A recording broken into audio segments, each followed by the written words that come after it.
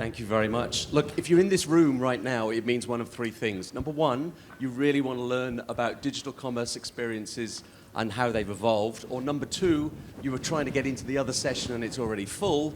Or number three, you're looking for the bathroom and you're hopelessly lost. In which case, head out through the back doors and turn right and you will find it.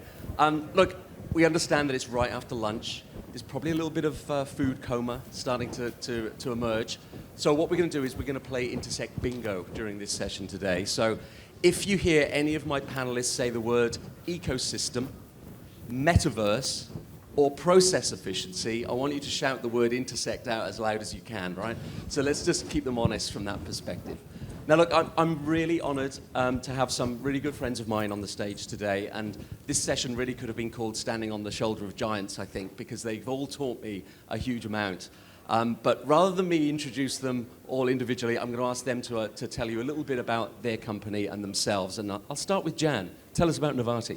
Yeah, hi. Well, I think Effie did a pretty good job in the last session. So if you were here, you've heard about Novati to some degree. But Novati is really about enabling businesses to make payments. So we typically help businesses who want to get into the payment ecosystem. Sorry. Hands up. Into the payment ecosystem using our licenses. We have a principal license with Visa, we have AFSLs, we have a number of other infrastructure issues that allow all that stuff to get out of the way for anybody wanting to get into the payments industry. Perfect. Thank you, Jan. And look, unless you've been living under a rock, or perhaps even worse, don't have access to LinkedIn, you may not know the second guest, and that's Carl Mohan from Crypto.com. Carl? Hey, I was gonna string a number of words with ecosystem, process efficiency, and the metaverse all together, but there you go. Look, Crypto.com, what can I say? You know, we are the largest and fastest growing cryptocurrency exchange on the planet today. But a little known fact about us is also we are in our category the largest Visa prepaid card issuer as well. So it's a total intersection between crypto and the real world economy, and we're keen to power that.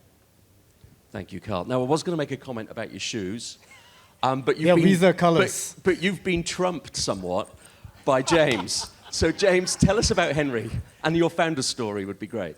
Oh, man. I won't go too far into that because it will take me a long time. But for those that don't know, Henry is an automated service for sole traders that takes care of all of their tax, all of their payments, all of their accounting needs. So we are one of Australasia's largest accounting firms, which is kind of depressing because I'm not an accountant. I do tech. But yeah, we process around $1 billion of payments a year for our customers. And my favorite stat is that we currently contribute 1% of the entirety of New Zealand's tax bill through our platform. Wow. That's impressive. Really impressive. Now, look, obviously through the pandemic, we've all seen digital commerce experiences change really rapidly. In fact, you know, it's quoted that we've seen about 7 or 8 years worth of innovation crammed into around 24 months. So those demands for new payment experiences have evolved really, really quickly. So I'm really keen, though, to find out what are the two things, the two trends that you are seeing within your respective businesses. And ladies first, Jan. Okay. Trends.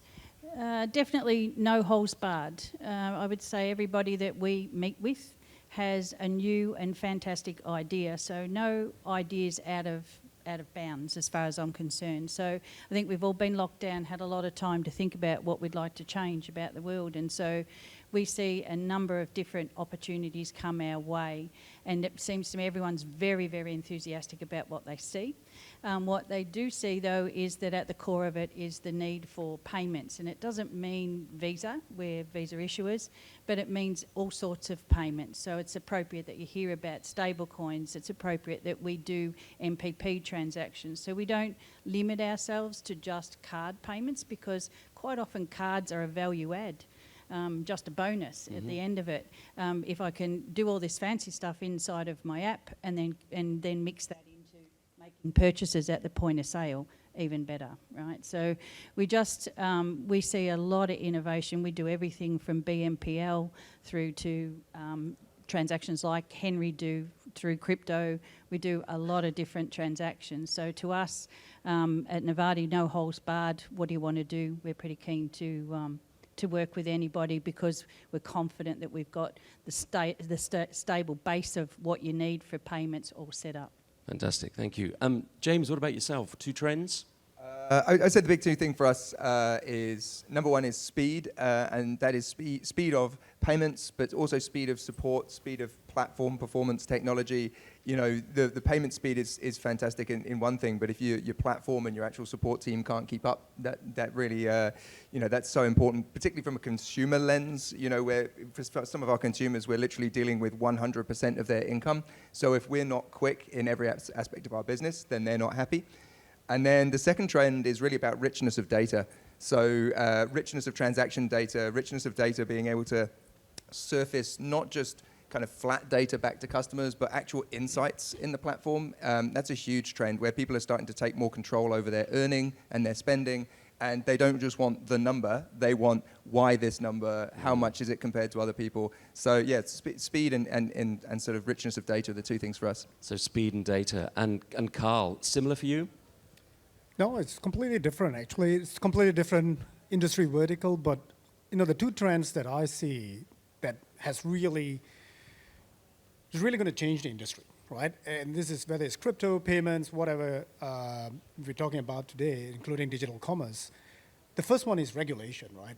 You know, we heard the RBA talk about it today. You know, regulators are coming in and saying, hey, guess what? You know, we need to get involved, and it's no longer a laissez-faire approach to regulation anymore.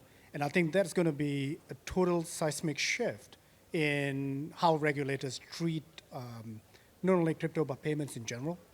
The second is, you know, the evolvement of payments itself, right? So the trend where we see is, you know, Jen spoke about stable coins.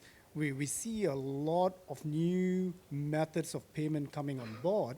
And the reason being is, you know, 2 years ago, if you came back, rewound back to even early 2019, and you told someone, hey, guess what? I think in 2020, we're all going to be locked up in our houses. The whole world, not just Australia, but the whole world is going to be locked up in our houses, and we'll not be able to interact with each other except through online methods. People laugh you out of town, right? But this is reality, so people's minds have shifted. So their willingness to accept new technology, new innovation, new ways of doing things is no longer something, I don't think it's going to work, to maybe it will. And, you know, for us, we see this shift happening in the, you know, digital asset space in terms of payments, so whether it's stable coins, crypto-based payments, we definitely in Crypto.com pioneering some of this space, and I think that will be the big trend. Very interesting. Now, this one's probably directed more at James and Carl. And the question here is, payments, or traditional payments at least, is not your core business. And yet, you've both decided to integrate card payment and card credentials within your product and within your offering. Now, what are the benefits to you and to your customers of having a card connected to your traditional application? James? Yeah, so I think for us, and again, just kind of quick recap on our market, it's all sole trader, self-employed individuals. So if you can imagine as their accountancy, what our platform does at the background is gets them tax relief straight away whenever they make a purchase. So in a traditional payment sense, that might be providing a receipt of some sort that our team will review, make sure that it's actually claimable. So that business jet ski is not going to fly, unfortunately, on our platform. You can swear, Carl, that it's for business purposes, but it's not. But yeah, if you imagine that the kind of cards product and being able to bring that to market means back to that speed element that I talked about earlier, if you can get that data into the platform faster from the source of payment with rich data attached, then everything downstream becomes a lot easier in terms of getting that tax relief in the hands of our sole trader customers. So it's, you know, for a bunch of different benefits, not least internal operational ones, but really just kind of getting it in front of customers who can say, look, no longer do you have to wait until the end of the tax year to get tax relief, to get refunds. You're literally getting them in real time. Very good. Carl, same question for you. Look, I think from our perspective, it's straightforward, right? So when we started our journey at introducing the card, AJ, the thinking was, how do we bridge the gap between this whole universe called crypto and this whole universe called traditional finance. If you rewind back to 2017-18, they were both arch enemies, right? The crypto guys were saying, hey, traditional finance, you guys are, dinosaurs, not going to survive. Traditional finance were going to the crypto guys, you guys are all vaporware, don't exist, not real, right? And our founders or co-founders decided that we need to bridge that gap. And the method we chose was the infamous Crypto.com Visa prepaid card. And it acted as a conduit to bridge those two worlds. And he'd done that perfectly, right? Utilization is high, customer satisfaction is high, and it's available over 80 million merchants accept them, right? So I think that the reason we chose that is to bridge that gap. Number two is ubiquity, right? Most of our consumers love the product because now there's something tangible they can hold in your hands. You think about the digital asset world, everything is intangible. I'm dealing with my phone, I'm buying, and everything is bits and bytes, and suddenly there's something physical that I can link back actually and say, hey, guess what? I own some crypto assets, and this is how I'm going to spend it with. Excellent, thank you for that. And that bridge between traditional finance and decentralized finance kind of comes through that, right? Being able to leverage fiat currencies and link them back to your crypto holdings. Jan, from your perspective at Novata, you see lots of fintechs, not just one use case here. So from your perspective and the clients that you see and the prospects that you see, how do you observe them integrating payments into their core platforms? For all of them, it's about the consumer experience, right? So it is usually about trying to tie something back to convenience and speed. So I get your point's not lost on me on speed. I work in the operations team, and every project we deliver has to be done in 10 minutes, right? So I get the need for speed, and I think the need for speed comes out in the practicality and then the use of cards, right? They're everywhere. That's something the payment schemes have done really well. So I think everyone who comes to us has a need to tie back into that convenience world, and something that people understand really well and is readily available for sure. And so to take that a little further forward, the end customer that's using these applications that your clients have developed and their payment needs, like what sort of user experience are they expecting when they incorporate payments into their platforms? Definitely something that's about them, from what I can tell. So the personalisation or the feeling of personalisation, so it's all about the consumer's experience and the feeling they get from it, to the point where we're now seeing loyalty and rewards, or rewards in particular, being added to crypto wallets and so forth, because it's about the people and about focusing the consumer and focusing on them and making them feel personally attended to. Perfect. James, are you seeing the same with your small business and micro business owners when they use the platform? Yeah, it's a similar thing. I think the convenience is a huge thing for our users. These are people who are usually incredibly time poor, and for the last God knows how many years, they've had to kind of dredge themselves up on a Sunday to do paperwork. So when you're giving them an alternative that says they don't need to do that, everything has to be about convenience. It has to be everything in one place. It has to be seamless. And some of our best customers, and this will shock some of the engineers in the room, some of our best customers never log into the app, and we don't want them to, because they genuinely just don't care about the tech. They care about having the service in the background that pays their taxes automatically, lodges all their tax returns. They don't want to log in. We don't care that they don't log in. So when we think about experience, it's offline as well as online experience, and really prioritizing the fact that someone being in our app 6 times a day all month is not necessarily a sign of success. Interesting. So you actually don't want them to use it. You want them to get the benefit from it instead. Totally, yep. Carl, I'm a user of Crypto.com. I've got the app. There's You a got lot the in card it. as well. And I've got the card. Now, there's a lot there. So what kind of user experiences do your customers demand? Look, we've got a unique customer segment, right? And unlike Henry's customer segments, where they don't want to do because they're busy doing work, our customers want to interact with our app. So our job is to make it super simple, easy, and make it really enjoyable for the customer to use the app. So whether it's buying, selling, holding crypto tokens, buying NFTs now, right? Or enabling payments for the whole lot, right? And in fact, we find our customers on average open the app 6 times a day. And funnily enough, first thing when they wake up and last thing before they go to bed, right? And so the whole experience has to be enjoyable. Now, we also have built in a number of things in the app to, educate those customers, to actually increase that, make it a lot more fun for them to learn new things on the app. So the engagement factor is a bit different than Henry, I suppose. Very interesting. You Now, can see the variation we have to deal with Absolutely. when you're providing an infrastructure. So at the end of the day, if you're a company like Novarti, you deal with that extreme constantly. So it's hard to pinpoint what I see as a trend, right? Other than speed is probably at the centre of a lot of it. ever changing. Yeah.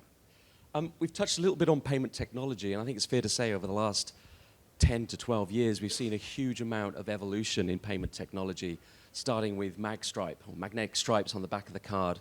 We then moved into chip and pin, and then we've moved towards contactless and then mobile enablement, and now virtual cards, instant issuance virtual cards as well. Of those technologies, Carl, what are you leveraging today, and what problems are they solving in terms of on-ramping and off-ramping funds onto your app? AJ, I just got a small plug-in because yesterday I was, I think most people do surf channels on Netflix. My wife hates it because I just flick through, watch a little bit, I switch off, watch a little bit, and I'm just switching, right? And I came across yesterday while I was working, I work in front of the telly, came across this show called History 101 on Netflix, right? There is an episode on credit cards. And the payment geek on me was like, I got to watch this. It starts with Frank McNamara and how Bank America changed to Visa. And you see this evolution. It's amazing, right? And we're seeing that increasingly more. Now, for us, I think the off-ramp part's the easy part. We have chosen a number of off-ramps, say whether you're buying, selling, holding, or just purely love using our Visa card. Then the off-ramp that's the pathway. We see a huge number of our customers, when they liquidate assets, they don't choose to take it out into the banking system. They store it into their fiat wallet and they spend it away, right? Because ultimately, why do we invest? Because we want a lifestyle, not to leave it for the kids. Sorry, my son would hate me for this, but the truth is, I want to live life, right? The second part for us is, again, we consider ourselves, in a way, an e-com marketplace, right? It's a trading platform where people could buy and sell crypto tokens, crypto assets. Then the on-ramp is critical. We have loaded every single potential, whether it's direct payments through the local fiat rails, or you could actually purchase through your own Visa, debit, or credit cards on that. So the more payment options we offer, we see the greater take-up. Now, the converse is we've applied that same thinking into enabling that for merchants. So merchants today, if you think about what they can accept, they accept, your debit, credit cards, that's given. Increasingly, you see them, adding BNPL. If you go to Kogan, there's like 20 different payment options, right?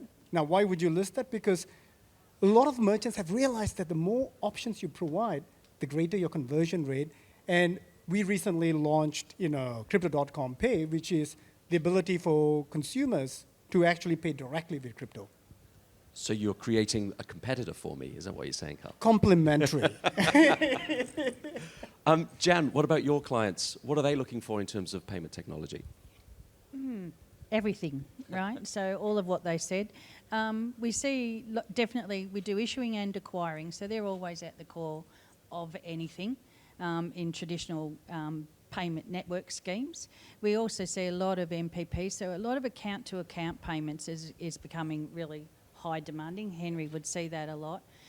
People want to be able to shift their money and not necessarily to a stored value Visa card.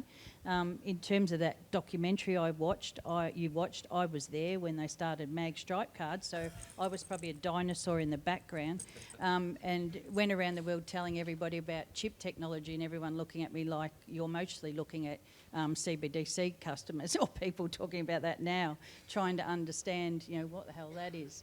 But we see a lot of different payments and they get combined. There's no one solution fits all anymore. You need MPP, you need direct entry, you need everything, right? So, we make sure we have all of that available to everyone. You have to be the jack of all trades. In fact, you have to be the master of all trades. Yeah, it's lucky a lot of us had banking backgrounds, so a lot of us started in banking and ended up in cards somewhere along the line. So, so that helps that you understand the banking side of it as well and how those payments work.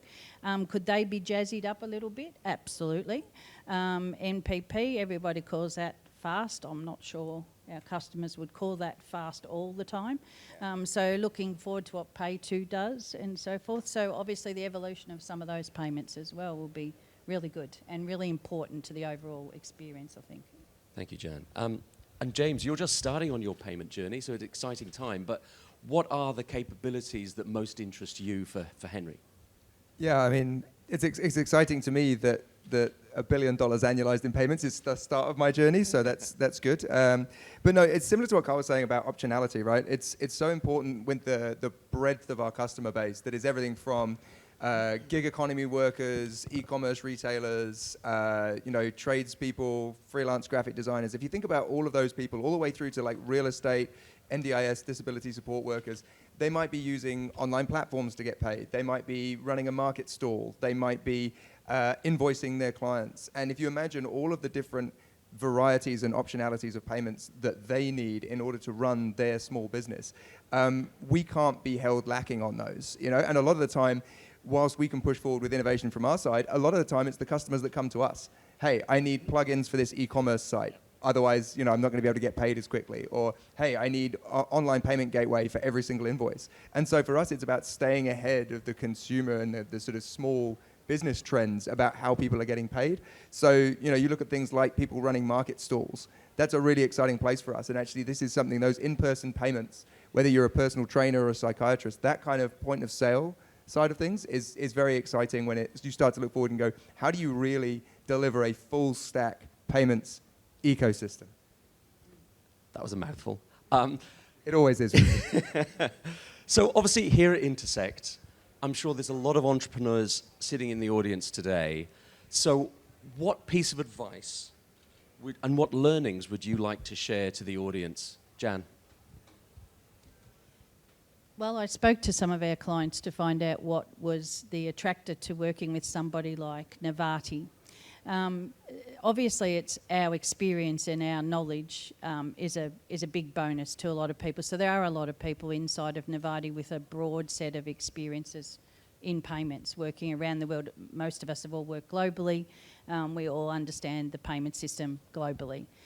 So I think stability and some confidence in you and your understanding and our open-mindedness to not pigeonhole anybody. So we've never looked at a suggestion or an idea and gone, that'll never work. We might do that in private now and then, but the client would never know that. So our openness to work with everybody and in whatever field they're looking at is probably important for us. Our speed and our responsiveness is absolutely essential. No one's got time to waste. And I think with the clients I spoke to, having fun with us has been the most exciting part for them. They're saying at any time it's always been enjoyable working with you, not a hard experience. So don't forget there's meant to be fun at the middle of this, and if it isn't, then probably don't do it. Right? Exactly. James, you've become a really successful entrepreneur with Henry. What are your learnings? I think I always talk to people about resilience, and I think back in the day, like 2017, when we first pitched the idea of automating tax for sole traders, some people reacted like Jan might have said there, and they laughed at us, and they said, that can't be done. They said people have tried to do this many times before. No one can automate accounting. So having the resilience to go, actually, it can be done, and we're going to go and do it. That was a really important thing for us. And any founders, and I don't consider myself an entrepreneur, right? Like Claire and I started the business with a couple of spreadsheets at the dining room table. Like we started literally from nothing, with a one-page website and $100 in Twitter. That was 5 years ago now. So talking to people who are just starting out in that journey, it's about kind of going, you're going to get knocks, and there are going to be people who laugh at you and say your idea will never work, but you have to push past that, and that's what will help you be successful. Because if you curl up and die every time someone laughs at your idea, then you're not going to last. Carl, has anybody laughed at you? And I think I can probably answer this one based on the merch that you're wearing today. I think if there's a day that I don't get laughed at, then I'm not doing my job, AJ. Hey, I was thinking about that question about, what lessons that we learn. And, I'm very lucky that, I get to talk to both Chris and Rafa, the two co-founders, primary co-founders in Crypto.com, almost every week, right? And the ethos that they instill in the entire organizational culture, and I think one that I totally buy into, is responsible innovation, right? So there's a lot of innovation out there, but actually innovating responsibly as entrepreneurs, I think is important. James, you're a good example of that. Totally understand the customer segment. It's a responsible innovation, right? The second, for us at least, and increasingly, if it's in the digital commerce world, both security and compliance is going to be paramount. If you don't build information security from day one, then the chances are, you're going to be facing into trouble in 2, 3, 4 years' time when your business is scaling up. And the final one, compliance, like I was saying, AJ, regulators are no longer taking a laissez-faire approach to a lot of this innovative development. So having that compliance mindset and actually building a product that is meeting regulatory requirements is absolutely critical. Thank you. Last question. I'm sure the audience is relieved. The last question, I'm going to quote Bill Gates, who said, "Most people overestimate what they can do in 1 year and underestimate what happens over 10 years. So with that in mind, if you're at Intersekt 2023, so 1 year from now, what do you think will have changed in your specific industry, Carl? Oh, for sure. The first one is regulation, right? I think that's happening 100%. And I think that's going to be a more coordinated approach to regulation as well. We see that in Australia already. We see that in the region. I think that's going to happen. That's guaranteed. The second one is, in my mind, it's going to be crypto payments adoption. I think that's going to skyrocket. And that could be driven out of a number of factors. One is folks that really are crypto natives and believe in it through the metaverse or other platforms. Intersekt. But the introduction of stable coins and CBDCs are going to drive that adoption. So those are the major two for 2023. Interesting. James, what about your industry? I think in accountancy, there hasn't been a lot of innovation for like 20 years. There was some good software that came out that benefited accountants, but I think what we're seeing is a bit of a revolution where it's becoming about the individual, the consumer. And so I think we'll see extreme amounts of automation. And actually, I think we'll probably end up seeing a seismic shift where accountancy as a profession becomes more about business advisory than about processing. And we've started on that journey, and people keep asking us, you're going to do companies, you're going to do trusts and partnerships. And I think it would be really exciting when we start to see a real kind of breadth of providers in the market that are literally doing all of the heavy lifting. That means that people who are trained accountants can actually go and advise clients, not have to process receipts and shuffle paper. Thank you. And Jan, final word for you. Yeah, and for me, it's about keeping abreast of all of that regulation and making sure that we can stay nimble and keep moving forward with the market as fast as it requires us to. I'll be personally really interested in the cross-border space. In 12 months, I hope they're up here getting a lot more say around how all the enablement of all this other stuff is going to help us with cross-border payments and moving money around the world a lot easier than we currently do. Thank you. Now, unfortunately, we're at time. Otherwise, I would love to continue chatting all afternoon. I'm sure we will outside of this session. But if you'd all like to put your hands together, please, for Jan McGrath and James and Carl.